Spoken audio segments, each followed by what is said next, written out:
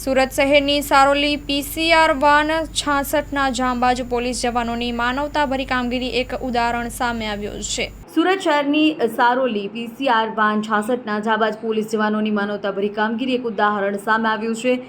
આજના સમયમાં જ્યારે પોલીસની કામગીરી પર અનેક પ્રશ્નો ઉઠાવવામાં આવે છે, ત્યારે સુરત શહેરની સારોલી પીસીઆર વાન 66ના જાંબાજ પોલીસ જવાનોની માનવતાભરી કામગીરી ઉદાહરણરૂપ બની છે। બપોરે આશરે 3:17 વાગે પોલીસ કંટ્રોલ રૂમમાં માહિતી મળી કે આઉટર રિંગ રોડ પર આવેલા એક ખેતરમાં એક યુવતીએ ઝેરી દવા આપી આત્મહત્યાનો પ્રયાસ કર્યો છે।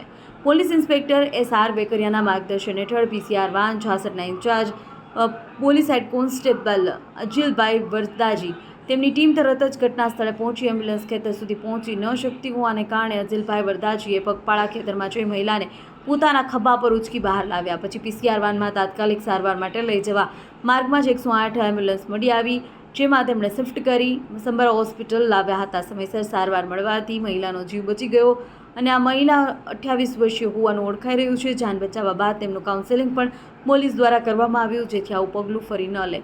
આ માનવતાભરી કામગીરી માટે હેડ કોન્સ્ટેબલ અજિલભાઈ વરદાજી, એએસઆઈ હિતલબેન પંચકુવાર અને પોલીસ કોન્સ્ટેબલ સજાણાભાઈ વદાગભાઈને પ્રશંસનીય કામગીરી બદલ પોલીસ કમિશનર અનુપમસિંહ ગેહલોત અને ઉચ્ચ અધિકારીઓ દ્વારા અભિનંદન પાઠવવામાં આવ્યા છે।